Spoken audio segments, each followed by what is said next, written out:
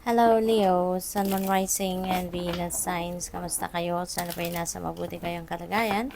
Welcome back po sa Star Tarot. At kung bago kayo dito, welcome din po kayo. Please subscribe, like, share my videos, and leave me a comment po kung nakaresonate kayo. Thank you. So yung first message o first card po ninyo, that is for your situation. Tapos ito yung inyong challenge. We have 10 of Swords. Ang advice po ninyo, 3 of Wands. And yung outcome is 8 of Pentacles. Ayan, so sipag ninyo, Dio. Napaka ninyo, napakasiguro workaholic din ninyo, no? Napakagaling din ninyong magtrabaho. So, siguro isa kayong ideal na manggagawa, no? Uliran na manggagawa, yung ganon. So, yung situation ninyo, 5 of Pentacles. So, siguro ang iba sa inyo rito, baka kasi this is a pentacle energy. So, po pwedeng related ito sa pera, sa trabaho, source of income, no, na maaring problema na pinagdadaanan ninyo. Po pwede na ang iba sa inyo dito, baka nagkukulang kayo sa budget, po pwedeng gano'n ang sitwasyon ninyo. Or po pwede rin na wala naman kayong totoong problema sa pera, pero nag-worry kayo, nag-overthink kayo. So, possible na ganun ang pangyayari rito, no, Leo? So, siguro you have worries surrounding money, pwedeng surrounding pagbabudget ng inyong pera, or baka nag-worry kayo, iniisip ninyo pa paano, 'di ba? Pag nawala ang pera ko, pag nabawasan ang ipon ko, or for whatsoever reason, no? So pwedeng full of kayo, negativity, no? Surrounded kayo ng negativity ngayon sa siguro sa inyong money, career, and finances, no? So pwedeng ganun. Ang challenge din ninyo is 10 of Swords, you know? So nahihirapan talaga. Nahihirapan kayong siguro nahihirapan kayong magpakapositibo, no? Nahihirapan kayong makaalis sa sitwasyon na ito, na nahihirapan ang kalooban ninyo, nahihirapan ang isip ninyo, po pwedeng ganon. Maybe kung, let's say for example, nandoon kayo sa second scenario na na-mention ko, na po pwedeng wala naman talaga kayong problema sa pera, pero you have worries surrounding money. You know, so kung gano'n, nagne-negative thinking kayo, nagne-negative thoughts kayo, so pwede ang sitwasyon, ang challenge din ninyo sa ngayon is kung paano ninyo mapapalitan yung isip ninyo, kung paano ninyo magiging maialis, kumbaga paano ninyo maaalis sa isip ninyo yung pag-worry ninyo. So yun siguro yung nahihirapan kayo kung paano, kasi baka, 'di ba? Minsan siguro iniisip ninyong i-divert na yung isip ninyo into something positive, pero maaaring bumabalik at bumabalik sa diwa ninyo yung worry ninyo, no? So po pwedeng ganon. Or kung nandoon naman talaga kayo sa sitwasyon na talagang literal, na talagang hirap sa pera, or may financial struggles, merong scarcity, may lack talaga sa kaperahan. So yung problema din siguro ninyo aside from that is hindi kayo siguro, alam mo yun, hindi kayo nakakapag-isip on what you are going to do, no? Siguro nalilito kayo, napapagod na kayo sa kakaisip, nahihirapan na kayo sa bit-bit ninyong problema. Kasi baka, 'di ba, kasi kapag nagne-negative thinking tayo, nagne-negative feelings, emotions tayo, mas nag-a-attract tayo ng mas marami pa nun, no? Mas nag-a-attract tayo ng mas marami pang problema, mas marami pang bit-bitin sa balikat natin, sa isip natin, sa dibdib natin. Kaya po pwedeng ganun ang nangyayari sa inyo. Meron na kayong existing na problema siguro sa pera, tapos nag-a-attract pa kayo ng mas maraming problema. Kumbaga, nagba-branch out sa isip ninyo yung problema ninyo. Kaya tuloy, mas nahihirapan kayong mag-isip ng kung ano na ang solusyon na gagawin mo. Rather than thinking kung ano yung solusyon, mas lalong dumadami, nanganganak patuloy yung naiisip ninyo na problema. Kaya po pwedeng ganun ang ganap ng iba sa inyo dito. So, mas napapagod kayo mag-isip ngayon kung paano kayo babangon, kung paano kayo, kung ano ang gagawin ninyo para makaahon kayo sa problemang ito. But, you know what, Leo, always try to be positive. Pilitin ninyo yung sarili ninyo, natanggalin sa isip ninyo yung negatibo. Kasi, 'di ba, always remember, lagi po ninyong itanim sa isip ninyo na whatever it is that you are thinking, that is what you are going to create in your life. Kaya sana, kapag kaganyang may naiisip kayong problema or meron dumadating na problema, wag na ninyong alagaan yan, wag na ninyong tambayan. Isipin nyo agad, paano ako makakalabas dito sa problemang ito. Yun ang isipin ninyo kasi lahat ng problema may solusyon. Okay? Wag kayong malungkot, wag kayong mag-alala na maista kayo sa ganon.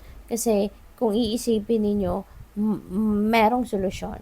Merong solusyon. So, you just need to be positive. You just need to be thinking forward, no? At wag nang tambayan kung ano ang inyong problema para nang sa gayon maisip ninyo agad, mahanap ninyo agad ang solusyon, no, sa problema para makaalis na agad kayo sa inyong sitwasyon ganyan, no, na namomroblema kayo. So, yung advice sa inyo, we have 3 of Wands. Okay? This is implementation stage. Yung 3 of Wands, this is you going to roll the dice. So, kung meron na kayong naisip na solusyon, meron na kayong naisip na pwedeng maging solusyon or potential na maging solusyon sa inyong pinoproblema ngayon, kung yan ay related sa inyong money, career, and finances, now is the time that you need to take action. Kasi ganun din yon. If, so let's say for example, meron na kayong naisip, no, na pwede ninyong magawa para masolusyonan ng problema, napakaganda ng plano na naisip ninyo, napakaganda na ng napaka-viable na ng naisip ninyo na solusyon, pero if you are not going to take action, edi wala din. 'Di ba? Nasa isip nyo lang din. Kaya, you need to take action. You need to get on your feet and take action. Start moving. 'Di ba? Isakatuparan nyo na kung ano yung naiisip ninyong solusyon. Anong naiisip ninyong diskarte, 'di ba? Para bumuti na or mas mag-improve or gumanda na ang inyong sitwasyon. Okay? So, yung outcome ninyo is 8 of Pentacles. Sipag, tiyaga, perseverance, no? Yun ang kailangan ninyo dito, no? At lahat ng pagod mo na yan, it will pay off. 'Di ba? Lahat ng kung sino sa atin, always remember na kung sino yung nag-e-effort, kung sino sa atin yung nagte-take action, tinutulungan ng universe, no? He is sending support, no, in any shape or form doon sa mga nagte-take action. Kaya kung ikaw, no, magte-take action ka, gagawan mo ng paraan, didiskarte ka, talagang sisikapin mo na makuha mo ang solusyon doon sa inyong problema or magawan mo na ng solusyon ang problema mo, makakaasa ka, no, that the universe is going to send you support. The universe is going to help you in any shape or form para makamit mo ito, no? And it will pay off. Lahat ng pagod mo, it will pay off. So, tignan natin kung ano pa. Kuha tayo ng clarifiers dito for Leo. So, sa 5 of Pentacles, we have the Moon. Ayan. So, you are divinely guided, Leo. No, hindi ka pinapabayaan ng divine universe. The universe is sending you guidance. The universe is sending you intuitive messages and intuitive nudges, maybe may signs, mga dreams, siguro dinadaan din ng universe ngayon ang guidance sa'yo through your dreams para talagang hindi mo makalimutan, para talagang mapansin ninyo yung gano'n. So, pay attention to that kasi those are guidance from the divine. So, tutulungan kayo, no? Ginagabayan kayo ng universe. You are going to be directed to the path, no, kung saan kayo dapat pumunta, ano ang dapat ninyong gawin, okay? Para ma-solve mo ang inyong problema. Sa 10 of Swords, we have Ace of Wands. Ayan, there is a new opportunity na dadating. Merong oportunidad na kakatok sa inyo rito at yun ang magpapagaan sa inyong sitwasyon. Yun ang magbibigay sa inyo ng opportunity para magawa mo, no? Yung mga naiisip mo na pwedeng maging solusyon sa inyong mga problema. So, there will be an opportunity rito, no, na pwedeng dumating sa'yo, na pwedeng pagkaperahan. O pwedeng meron ditong opportunity na dadating na pwedeng magkakaroon kayo ng bagong trabaho, magkakaroon kayo ng bagong income stream, merong magbubukas sa inyo na panibagong money path, pwedeng merong business or career opportunity dito na dadating sa inyo. So, mga along those lines ang pwedeng dumating dito na magbabago sa inyong sitwasyon. So, sa 3 of Wands, we have 7 of Swords. Ayan, mag-iingat lang din kayo, ano?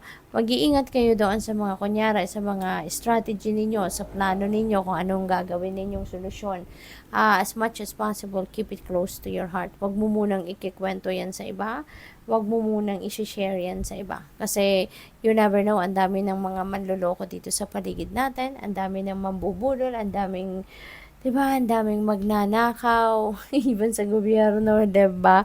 Kaya, you never know kung sino yung mapagkakatiwalaan din ninyo sa inyong paligid. Kaya, kailangan na maging maging sigurista ka din. Pasiguruhin mo din muna yung inyong plano, pasiguruhin mo muna kung ano yung mahalaga sa'yo. You know, lalo-lalo na yung strategy mo kung paano mo susolusyonan ang problema. Kasi, hindi mo alam, baka yung akala mo mapagkakatiwalaan, yung pala, kukunin pa yung idea mo. 'Di ba? Kukunin pa or uunahan ka pa sa gusto mong gawin, 'di ba? So, sa 8 of Pentacles naman, we have Ace of Swords. So, meron tayong dalawang aces kung ano man ang problema pinagdadaanan ninyo sa ngayon. Leo, lalo na pagdating dito sa money, career, and finances ninyo, rest assured the things are going to change for the better. Meron kayong dalawang aces and when it happens, it signifies that there are amazing things that is going to happen sa buhay ninyo. So, there is going to be an improvement, there's going to be progress sa inyong mga sitwasyon. Okay? So, Ace of Swords, there is a lot of new ideas, new insights, new information na pwedeng dumating sa inyo rito at ito yung magiging susi ninyo sa inyong pagtatagumpay. Kaya, with that, yung problema ninyo sa pera, pag problema ninyo sa trabaho, sa source of income ninyo, that's going to fade away, no? Kaya kailangan talagang makikinig kayo sa inyong intuition, titignan ninyo din kung ano mga panaginip ninyo, kasi the guidance of the divine is there, okay?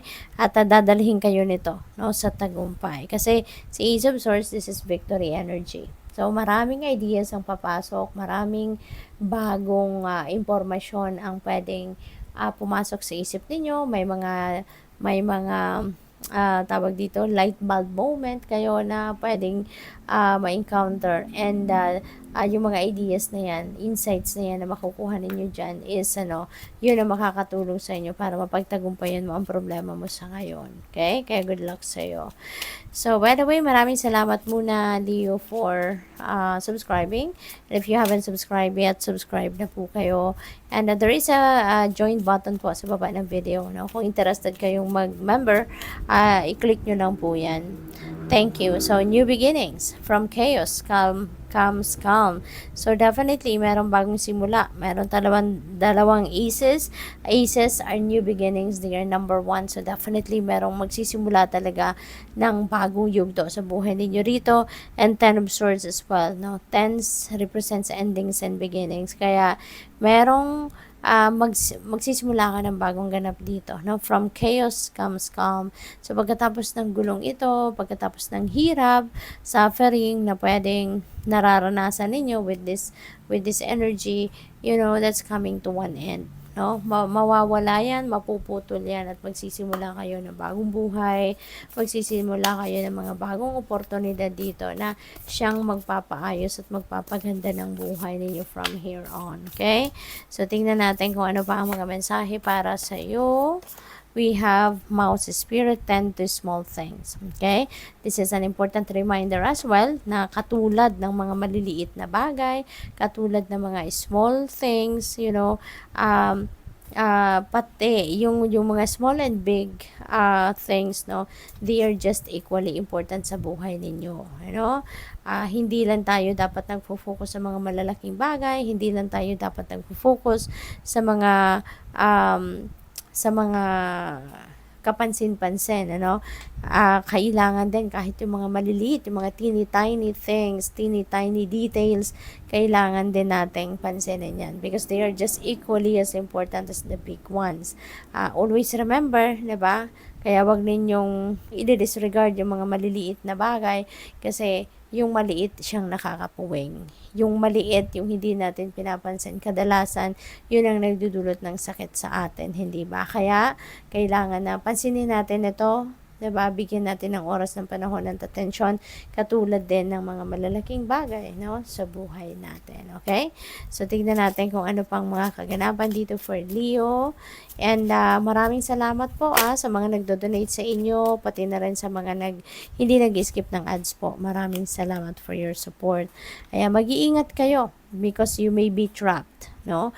Maaari na baka meron ditong mga mangbibiktima sa inyo na kayo ay itatrap pa sa kanilang mga sitwasyon, sa kanilang mga kadramahan sa buhay, okay?